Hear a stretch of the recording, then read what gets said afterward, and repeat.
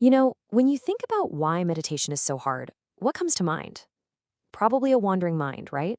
Or maybe just finding the time to do it. But what if the biggest roadblock isn't what we think it is?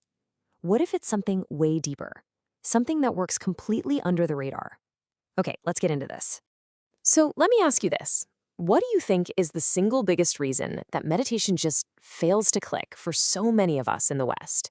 Is it not enough discipline? Using the wrong technique? Well, according to the late great Daniel P. Brown, a clinical psychologist and meditation master, the answer is actually way more fundamental than any of that. It all comes down to one word: distrust. And look, this isn't just about being a little skeptical of a teacher.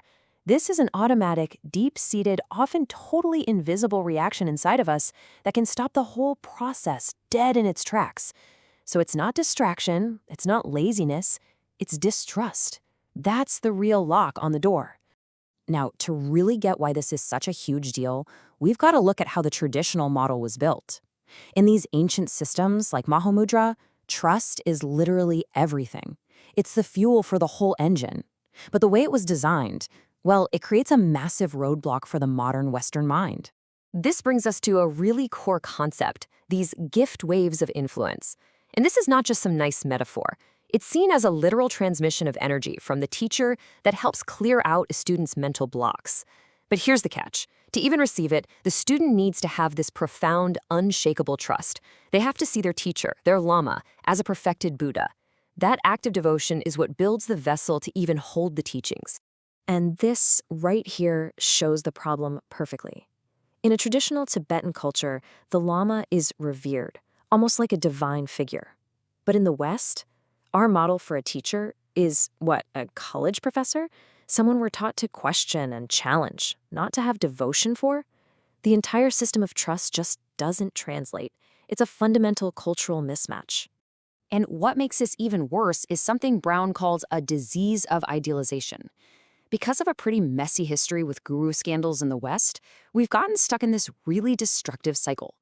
We either put a teacher on this impossibly high pedestal, and then we get totally crushed when they turn out to be human, or we just hold back completely, too scared to trust anyone at all. And what's the result of all that?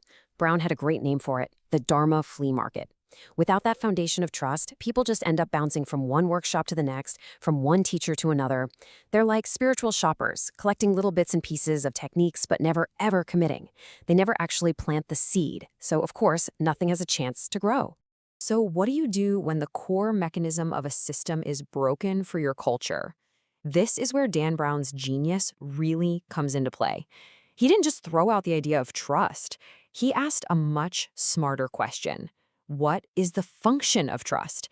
And how can we relocate that function into things that actually work for us Westerners? And that led him to develop 4 brilliant functional equivalents. All right, first up, he shifted the object of trust inward. So instead of little faith in some external guru, he helped people cultivate big faith in their own capacity. This is all about building a rock-solid conviction, a sense of self-efficacy, that you already have the cognitive hardwiring and the intelligence to walk this path. It's about learning to trust your own system first. Second, he brought in modern psychology. He understood that for a lot of us, a baseline of distrust isn't some philosophical stance, it's wired into our nervous systems from childhood. So by using clinical techniques like guided imagery to create an internal feeling of safety, what psychologists call a secure base, the nervous system can finally stand down. When your mind isn't constantly scanning for threats, it can actually relax enough to let go into meditation. Third, he totally reframed the teacher's role. So forget the idea of an all-knowing, infallible guru. Think of the teacher more like a tour guide, or maybe a GPS for the mind. Trust here gets built empirically. It's like a clear contract. The guy gives you a specific instruction and then immediately checks in. Okay, did you get that result? If you did, great, trust grows. If not, the guide adjusts the directions. Trust is earned step by step, not demanded up front. And fourth, he brought in the hard science. For a skeptical mind, seeing actual neuroscientific data, like the unique gamma wave patterns that show up in the brain during certain states, is incredibly powerful. It just removes that huge cloud of doubt that says, is this even real? It frames the practice not as some mystical belief system, but as a 2,500-year-old inner science with results you can actually measure. So all of this builds up to Brown's most radical and honestly most elegant solution to the whole problem. If asking Westerners for trust up front just doesn't work, what if you just flip the entire process on its head? See, the old way was totally linear. You might spend years on preliminary practices. We're talking 100,000 prostrations, stuff like that, all to build this unwavering devotion.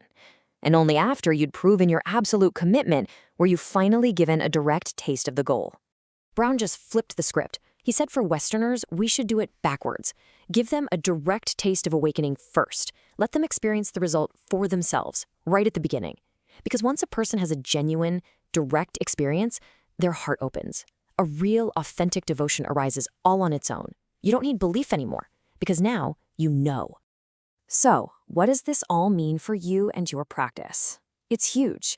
It means trust isn't some personality trait that you either have or you don't. It's not a password you need to know before you can even start. It is a psychological skill, something you can actively and methodically build. So let's just put it all together. What's the big takeaway? The real problem isn't your monkey mind. It's the broken foundation of trust. And Daniel P. Brown basically gave us a modern toolkit to rebuild it. Instead of demanding faith in another person, he showed us how to build faith in ourselves, in our own nervous system's capacity for safety, in a clear, empirical process and in verifiable science. It's a total shift from a top-down model of authority to a ground-up model of personal experience. This completely reframes the entire path forward. It gives the modern mind a practical, accessible roadmap. So the question I want to leave you with is this. If distrust has been the lock on the door to your own mind, what could you finally unlock by consciously building the key? Now, this whole explainer is a synthesis based on the incredible, groundbreaking work of Dr. Daniel P. Brown. It's meant to be educational, of course, but for any actual meditation practice, it is absolutely essential to work with a qualified teacher.